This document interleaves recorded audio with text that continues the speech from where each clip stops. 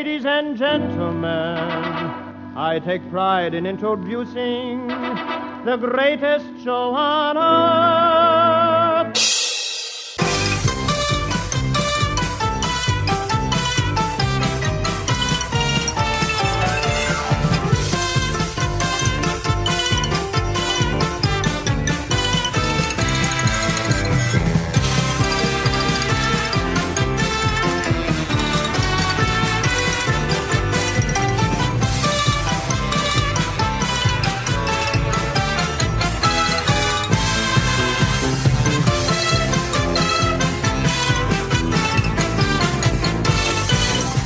Welcome to the Uncle Floyd Show podcast, starring Uncle Floyd. I'm Scott Gordon, and I'm your host for this episode of the Uncle Floyd Show podcast. And now, here he is, Uncle Floyd.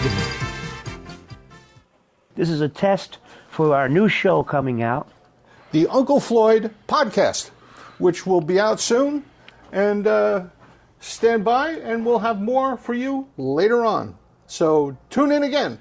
That's not P-O-T, podcast. It's P-O-D, podcast. I never took pot. Never took pot? You did, Scott. What about spaghetti pot? I don't know what you mean. What is that? You got a pot where you cook the spaghetti. Oh, for God's sakes. Well, corny can you be? I don't know. How I corny thought you want me to this be? little abbreviation of a vacation would have made you hipper or wiser. Not at all. And here we are. Hi, Uncle Floyd. Hey, Scott. What have you been doing for the past year? Waiting for you to ask me that. Oh, really?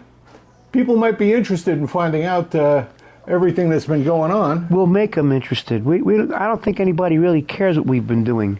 But people who know who we are do, or did, so we'll answer their questions. We encourage them to send questions in, right? You got an address? Absolutely. How do they do that? Is there an address? We will have an email address for you at the end of this program. You'll be able to send that. What about regular snail mail? Snail mail? Well, the snail mail has always been the same. You send it to Uncle Floyd Podcast, P.O. Box 791, Paramus, New Jersey. And that's 07653. Yeah, that's for anything you want to ask us. Anything you want to ask, we'll be glad to answer it. Just try to keep it clean or respectable to the audience. All right? That's all we ask. Well, that's up to us. As long as we stay respectable with the answers, everything will be fine. Right, you're right. I'm ready to go. We got a lot to report. We both hospitalized recently. And I am now bionic. I have a pacemaker. Oh, how do you turn it off? And you have a little issue yourself. I had 2 strokes. And the doctors took care of that, and we hope. Now you're working on rehab, getting yourself back together, getting back out. As always, we have the Stage It show. This was the Uncle Floyd show, clips from the old TV show. That's on Tuesday nights at 8 p.m. You could catch shows that were aired once on the air, on the cable cast, either, whatever you want to call it, and haven't been seen since. So it's not a bunch of old reruns, although they may look like old reruns, because basically, once you get the formula of what we did, it's the same thing every week. But we try to keep it going.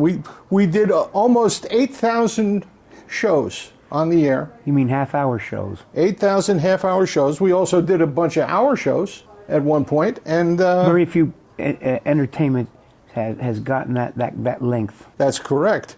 And one of the things that we did was we erased all the shows. The tapes were reused over and over and over again. Mm-hmm. And what we air on Stage It is all the stuff that I recorded off the air on my VHS machine at home. And you happened to bank it for some reason. For some reason. Did you ever think it would last this long? No. No, I did not think it would last this long. As a matter of fact, we're about to have our 178th week on Stage It. Just Stage It alone. That's more than a lot of people have done on regular TV. For a career. Absolutely. So, what do you think about the stage of entertainment, the status of entertainment as it is right now? I think it's the same as it's always been. Even with the internet taking over everything? Well, they said that about electricity. They were always worried. When player pianos came out, piano players were outraged. They thought it was the end of that. And when recordings came out, they thought that was the end of live shows. And radio. And radio, and then television, and movies. We've always been on the verge of losing everything. But the audience is always still there. Absolutely. There's always a need for people to see people. And that's why I say at the end of the shows, and remember, folks, the most important element of not only this show, but every show is the audience. Without you, there's nothing. Correct. What do you think of that, Scott? I wrote that. I know. I was there when you wrote it. Where did I write it? You wrote it in your house. That's funny. It was a moment of quiet, at least. Don't worry about holes where we pause. I can always edit those out. That's no big deal.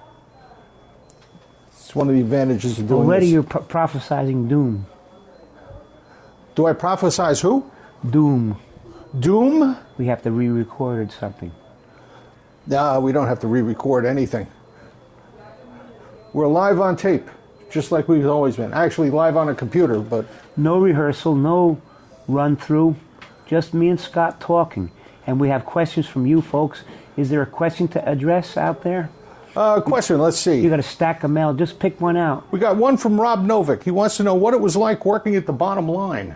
It was a great experience. The money was bad, but it was fine. It's one of the... I remember it being one of the better houses to work in for the entertainer because we could hear the audience, we could hear ourselves. Mm-hmm. In a lot of places you couldn't do that. I remember working in one club where the PA system was so loud that the audience couldn't understand a word we were saying. Yep. That was the one where you did the audio. I did not do the audio in that place. Oh, lighten up, it's a joke. I know, I did not do the audio in that place. Not at all. I would have shot the guy who ran the wires if I had anything to do with that. What do you remember about working on the road and all the clubs that we worked in? Mostly it was a good experience, but we ran into some rough ones with guns and everything. Yeah. We'll get into that someday because there was that day the guy put the gun on the desk. That's and you it. were leaning on the door. I was in Long Island. And I opened the door and you crashed into the room. And I said, what are you doing here? And you says, buddy, if I heard a gunshot, I would knock the door in and come in to see what was going on. What were you going to do, Scott? Fight the guy? I don't know. I would have jumped him. I probably would have jumped him. Scott was a tough guy when he was young. And not So was anymore. I. All I've fallen down softened me up a bit. I figured it out. In the history of the show, I did probably 5,000 pratfalls. Right. And that's amazing considering 2,000 got laughs. Yeah. Only 4 of them hurt. 4,000? No, only 4. Only 4 of the pratfalls ever hurt. I was checking on that the other day.